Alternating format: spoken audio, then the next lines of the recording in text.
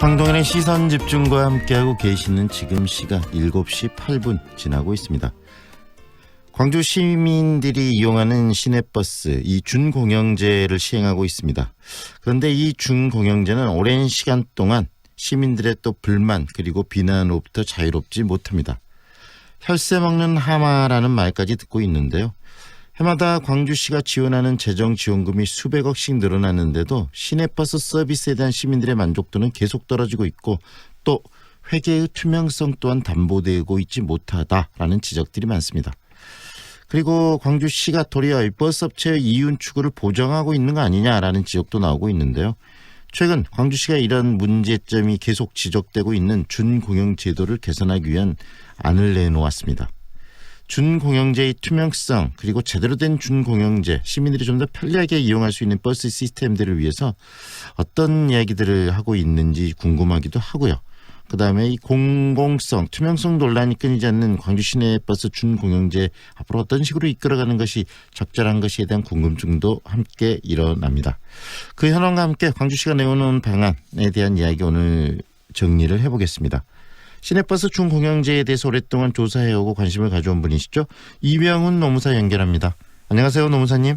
예, 안녕하십니까. 예, 시내버스 준공영제 이것을 시행하게 된 계기 그리고 언제부터 시행하게 됐는지 먼저 한번 짚어볼까요?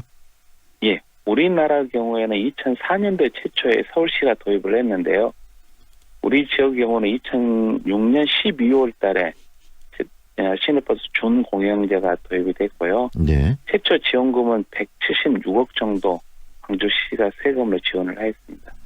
이렇게 준공영제를 시작하게 된 취지 내지는 목적은 어떤 거죠? 일단 기존의 업체가 운영을 하다 보니까 상습적인 임금 체불이 발생하고 그에 따른 서비스가 악화되면서 대중교통으로서의 어떤 시내버스가 갖는 위치가 대단히 낮기 때문에 시 재정을 투입해서 그 서비스를 개선해 보겠다라고 하는 게 준공영제의 취지입니다. 네, 완전 공영제를 할 수도 있는데 준공영제를 한다는 것은 그래도 일정 부분 예산이 완전 공영제를 하게 되면 많이 들기 때문에 중간적인 그런 지점에서 준공영제를 실시한다 이렇게 이해를 해도 되는 겁니까? 예, 그렇습니다. 예, 2004년도에 서울시 시행, 2006년도에 광주시가 했다고 말씀해 주셨는데 그렇다면 서울특별시, 서울을 비롯해서 이 대체로 이 큰 광역시권들은 다 준공영제를 하고 있는 겁니까? 예, 그렇습니다.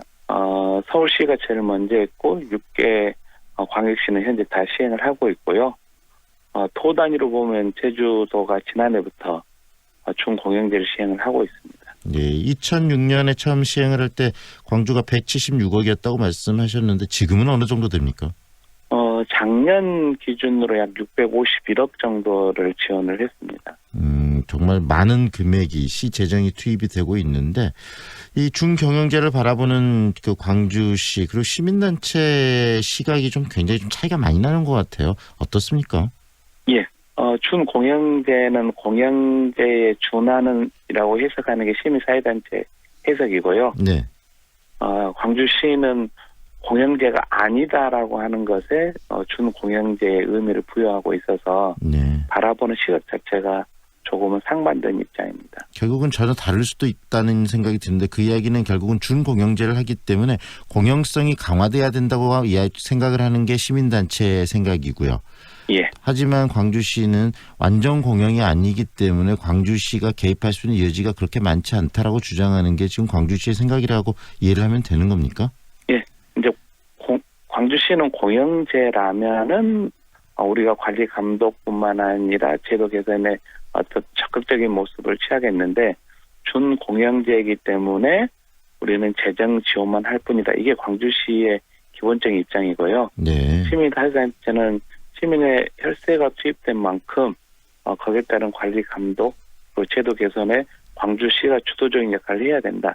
이런 입장입니다. 600억이 넘는 돈이 투입된다는 것은 굉장히 많은 돈이 투입되기 때문에 어떤 형태로든지 광주시가 관여를 하고 시민들의 편의에 대해서 고민을 해야 될 것 같은데 일단은 실제로 시내버스를 이용하는 시민들이 느끼는 불편한 점 또 불쾌했던 순간들을 목소리로 담았거든요. 듣고 한번 계속 이야기를 나누시죠.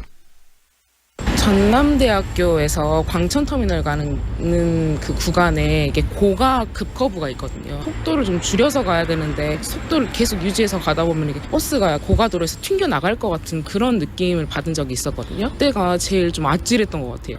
거의 10년 계속 타고 다녔는데 과속은 많이 느꼈고 과속 방지턱에서 막 빨리 가고 막 이런 거는 많이 있었던 것 같아요. 할머니나 할아버지 분들은 거동이 불편하시니까 빠르게 오르고 내리고가 불편한데 이제 그런 부분에 대해서 이제 뭐 배차 시간 때문에 좀 그러시는 것 같은데 왜 이렇게 빨리 못 오시냐, 빨리 타셔야 된다, 약간 이런 걸로 좀 핀잔 주는 게 보기 안 좋더라고요. 이용하는 시민들은 여전히 준공영제 그리고 시민들의 편의를 좀 더 확대하기 위함이라는 이야기를 하고 있지만 광주시는 굉장히 불편함을 많이 느끼고 있네요. 노무사님 어떻습니까? 이 버스를 이용하시거나 그럴 때 불편한 점들 어떤 것들을 느끼시죠? 예, 사실은 시민들의 많은 불편사항이라고 하는 게 어떤 서비스 마인드를 찾아보기가 어렵다고 하는데요. 네. 그렇지만 준공영제를 시행하기 이전과 비교하면 서비스가 많이 향상된 건 사실입니다. 네네. 다만 시민들은 준공영제가 점차 안착이 되면서 기대감을 갖는데 네네. 현재 그러한 기대감을 충족시키지 못하고 있다라고 하는 게 현재 시내버스의 가장 큰 문제점인 것 같습니다. 네, 그리고요, 이 서비스도 그렇지만 실질적으로 지금 준공영제를 하게 되면서 노선들이 좀 굉장히 효과적으로 가고 빠르게 사람들이 그 목적지로 가야 되는데 현재 노선들이 일반 차를 이용한 것보다 훨씬 더 복잡하고 그다음에 차로는 20분 거리가 이 버스를 이용하게 되면은 1시간이 훨씬 넘는 그런 거리가 돼 있는데 이 노선의 효율성 있는 재배치 이런 부분도 부족한 게 큰 문제 아니겠습니까? 예, 뭐 이제 광주시 입장에서는 계속된 민원들로 인해서 점차 노선이 복잡해지고 있다 이런 표현을 하게 되는데요.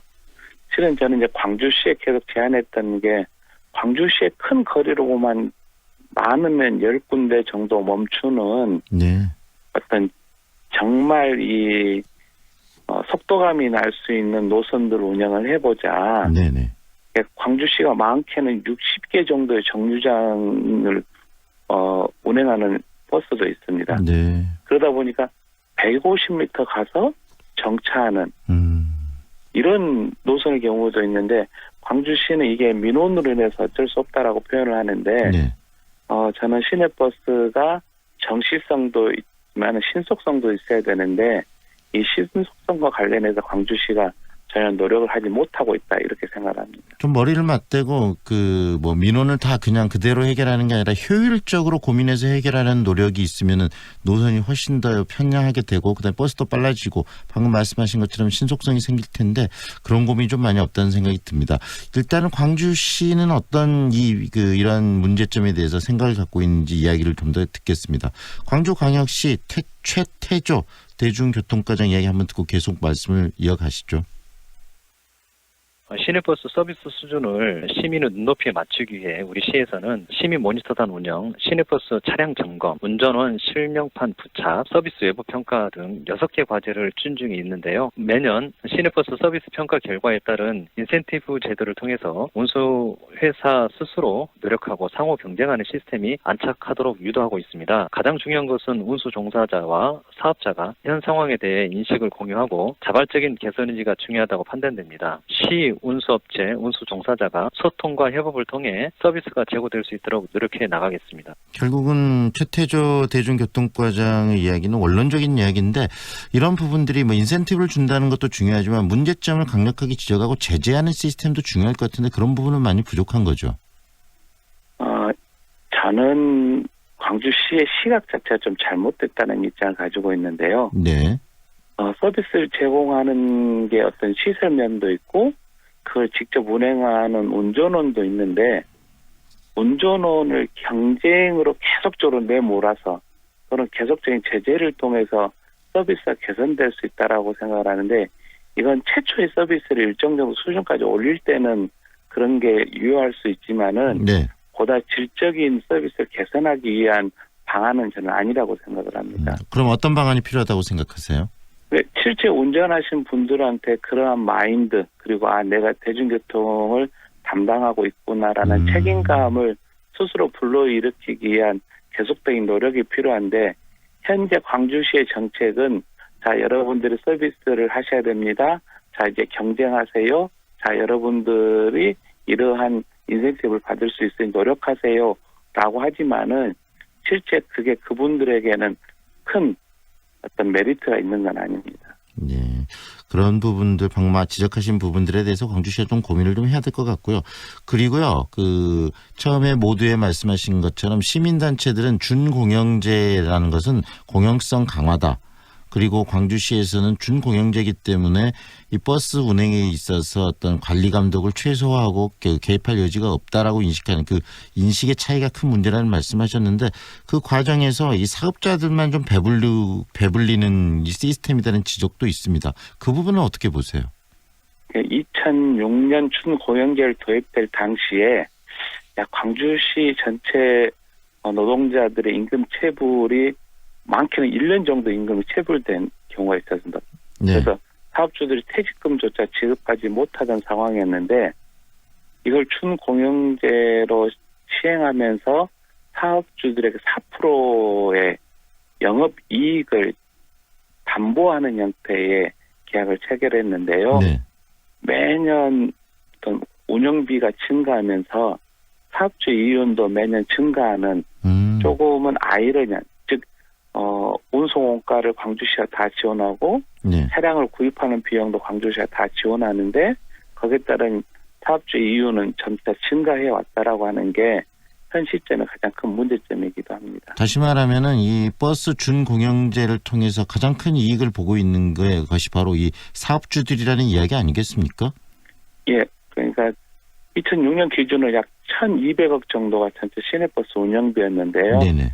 여기에 대한 4% 정도가 어떤 사업주의 경영 영업이익이었다면 지금은 1,800억, 1,900억 정도 되는데 네. 여기에 4%로 하면은 훨씬 더 사업주 이윤은 증가된 이런 상황입니다. 그런 지적에 대해서 광주시는 일단 표준 운송 원가 산정을 통해서 필요한 지원금만 지원을 해주고 있다 뭐 이렇게 주장을 하고 있는데 그렇다면 그 부분에 대한 광주시 입장을 한번 들어보겠습니다. 최태조 대중교통과장 이야기 계속 듣겠습니다. 그러니까 표준 운송가의 구성 항목은 인건비, 연료비, 강가 성각비, 장비비 등으로 구성되어 있는데요. 표준 운송가 정확한 산정을 위해 매년 전문 회계 법인을 통해서 시내버스 운송업체에 대한 외부 회계 감사와 표준 운송가 산정 영역을 실시하여 운송가 사용 적정성 검증은 물론 투명성과 효율성을 확보해 나가고 있습니다. 표준 운송가는 실제 발생 원가를 주는 것이 아니고 일정 부분 감액하여 지급하는데 업체의 절감 노력에 따라서 남거나 부족할 수 있고 이 부족분을 더 주지는 않고요. 업체가 자체 해결하는 것이 표준 운송가 개념입니다. 결국은 이 원칙에 의해서 지금 집행을 하고 있다라고 이야기하고 있는데 최태조 대중교통과장 이야기에 대해서 한 말씀해 주시죠. 어떻게 보십니까? 뭐 일정 부분은 맞는데요. 네. 전체적으로 운전원 인건비가 약 75% 정도, 관리자 인건비나 정비원 인건비가 한 7, 8% 정도 돼서 전체 인건비가 한 85% 정도 차지를 하고 있습니다. 그래서 이건 전체적으로 다 지급이 되고 있는 상황이고요. 네. 문제는 유류비를 줄이자라고 하니까 운전기사분들 어떻게 하냐면 손님이 없으면 중간에 회차해서 차고지로 들어가 버립니다. 그러면은 운송원가에서 유류비가 절감된 건 사실이죠. 네. 근데 그러한 마인드를 가지고 사업주하고 운전원이 운행을 하고 있다라고 하면은 네.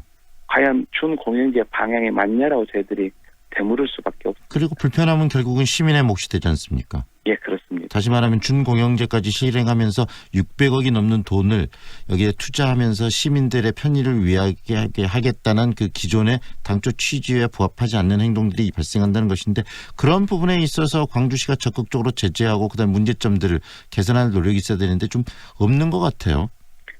광주시는 민원이 발생하지 않으면 문제가 아니다 이런 입장인 것 같습니다. 왜 광주시가 그런 인식을 가지고 이 준공영제 시스템을 운영하는 것이죠? 이 공무원분들이 가져야 될 기본적인 마인드와 인식이 좀 너무 시민들이 생각하는 것과 괴리가 큰 것 같습니다. 모르겠어요. 제가 광주시의 운전원 양성에 대한 어떤 제안을 한 적이 있는데요. 정부가 주 52시간제 시행과 관련해서 운전원이 부족한 부분을 해결하기 위해서 정부가 재정 지원을 통해서 운전을 양성하자라고 했었고 저는 광주시의 교통연수원과 한 6개월 정도의 양성 프로그램을 운영해서 어떤 40대 중년의 재취업 그리고 운전원들의 서비스 질 향상을 위한 교양 교육을 통해서 운전을 양성하자고 했는데 네. 광주시는 이것조차 사실은 시내버스 업체가 반대한다는 이유로 사실은 거부한 상황입니다. 업체가 반대한다면 할 수 없다 이런 인식도 좀 문제 있는 거 아니겠습니까? 말씀드린 것처럼 정부가 재정 지원금을 투입해서 어떤 질 좋은 그리고 서비스가 고양돼 있는 운전을 양성하자는 제도임에도 불구하고 시내버스 업체에서 반대한다는 이유로 광주시가 추진하지 않는다라고 하는 게 과연 준공영제의 올바른 해결책을 고민하고 있는지 의구심이 들게 합니다. 네.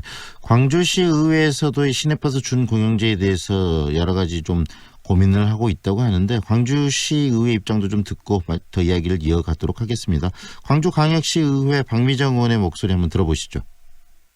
시내버스 친절도에 대한 전국 평가를 해놓은 것 보면 시내버스 준공영제 평가의 친절도는 평균 8.5점입니다. 근데 우리 시는 8.3점이고요. 전국 평균에도 미치지 못하고 있고 시내버스 준공영제는 광주 시민들이 이동수단의 공공성을 확보하는 것입니다. 그러려면 이 시내버스가 타기 편하고 이동이 편리해야 됩니다. 지금 버스 수송률보다 자가용 수송률이 훨씬 더 높거든요. 많은 사람들이 시내버스를 타지 않는다라는 게 결론입니다. 지금까지 시내버스 준공영제 관련해서 예산이 그렇게 많이 투입이 됨에도 불구하고 행정사무감사의 대상이 아니었습니다. 저희는 뭐 조례라든가 행정사무감사의 어떤 법적 규정들을 보면 직접 행정사무감사를 받을 수 없다고 하더라도 증인으로 출석해서 행정사무감사에 임해야 되는 이런 조항들, 감사를 정기적으로 받아야 되고 그 감사에 대한 결과라든가 모든 보고를 해당 시의회 상임위에 보고해야 되는 이런 항목들이 검토해서 마련되고 있는 중입니다. 앞으로 시의회에서 좀 더 관심을 갖겠다라는 이야기를 하고 있는데요. 지금 광주시가 이 노무사님 이런 준공영제 시스템을 좀 개선하겠다고 방안을 내놨지 않습니까? 예.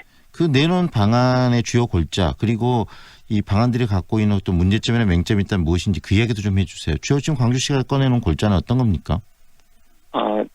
실은 이제 정책 마인드의 문제인데요. 네. 올해 광주시가 뽑은 것 중에 가장 첫 번째 행정이 도시철도 2호선 시행이지 않습니까? 건설 네네. 공사 시행. 네. 근데 이 도시철도 2호선이 건설이 되면 도시철도도 재정 적자이고 거기에 따른 승객이 도시철도로 옮겨가면서 시내버스도 재정 적자가 발생할 겁니다. 네네. 현재 도시철도 광주시가 약 1,000억이 조금 넘는 돈을 도시철도 공사와 시내버스에 투입을 하고 있는데요. 아마 2호선이 운행을 하게 되면은 1,500억 이상의 재정 적자를 지원을 해야 된다라고 저희들이 이야기를 하는데요. 네. 문제는 광주시가 대중교통이 분담하는 수송 분담률을 몇 프로로 할 것이냐에 대한 어떤 정책 설정이 저는 필요하다고 생각을 합니다. 네. 문제는 광주시는 재정 적자를 계속적으로 늘려간다 하더라도 민원이 발생하지 않으면은 그 정도가 정착됐다라고 하는데요. 네.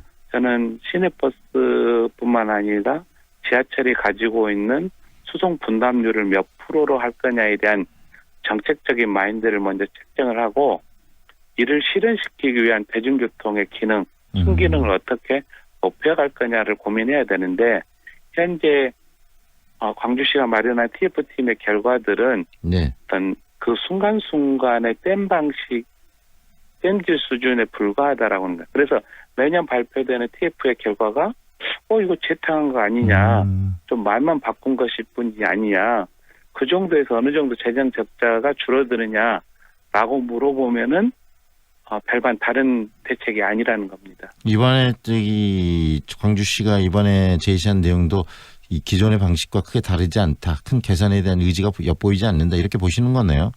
예, 그렇습니다. 정말 근본적인 계획을 좀 해야 될 것 같고요. 우리 노무사님과 이야기를 들으면서 광주시가 이 행정의 인식과 의식을 좀 더 적극적으로 변화하지 않으면 근본적인 개선이 안 될 것 같아서 참 안타까운 생각이 듭니다. 오늘 말씀은 여기까지 들을게요. 고맙습니다. 인터뷰. 예. 지금까지 이병훈 노무사와 함께했습니다.